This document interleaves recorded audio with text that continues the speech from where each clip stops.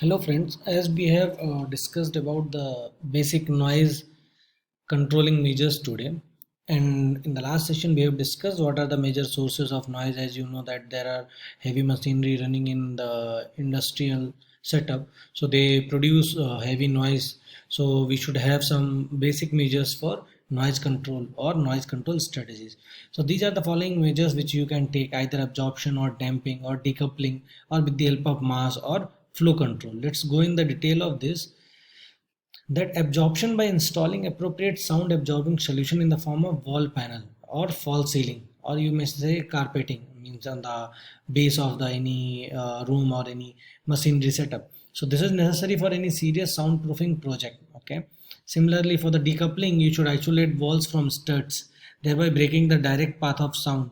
Okay. So this is the way you can also reduce the sound or noise to just pass on from one place to other or one wall to other.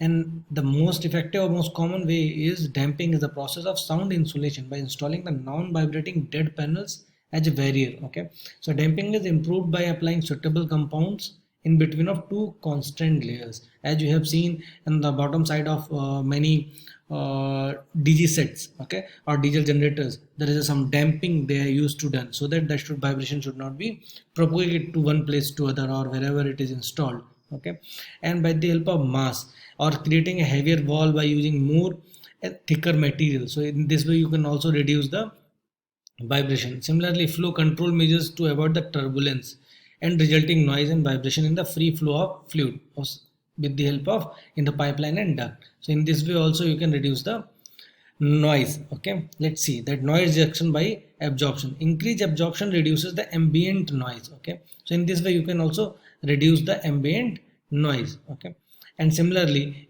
like if we are some reduction, means concrete walls are there, so with the help of this you can reduce particular noise.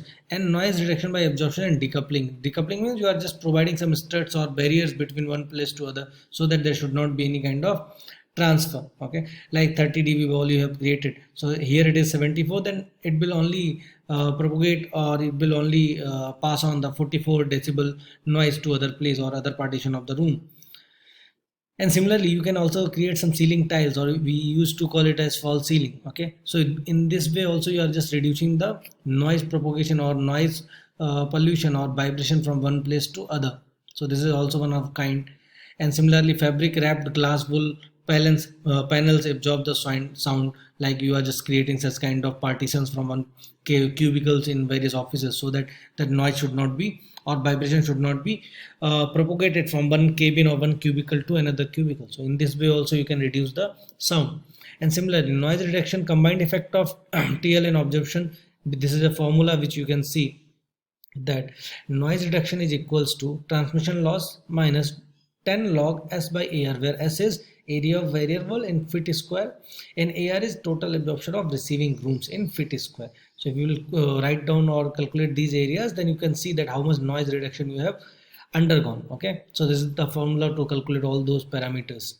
Now decoupling measures, like if it is a free field, then directivity factor will be 1. On the flat plane it is 2. On the junction of 2 panels it is 4. And at a junction of 3 panels it is 8. So in this way also you can reduce the vibration, or I can say.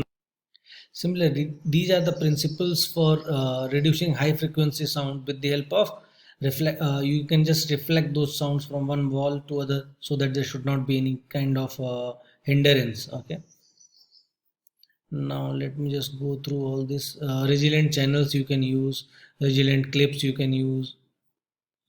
Now let me just go to the other dampers. Okay, so these are the damping materials which I was talking about, that if you are using some dampers from where vibrations are produced, then these damping materials will definitely reduce the vibration and noise from one place to other transmission. Okay, some isolator types you can also use, in which you can use natural rubbers, standard neoprene, and bridge bearing neoprene. Okay, in this way you can also produce your damping setup, or you can say damping material, or these are called as elastomeric pads or elasto isolator pads, which you can see at the bottom side of many machine setups, especially in the diesel generator sets you used to see. So these are the neoprene inseer floor mounts. So in this way you can reduce the noise and get maximum reduction as per as the industrial setup is concerned. So these are the following noise control industrial strategies which you can follow whenever you are having this kind of noise or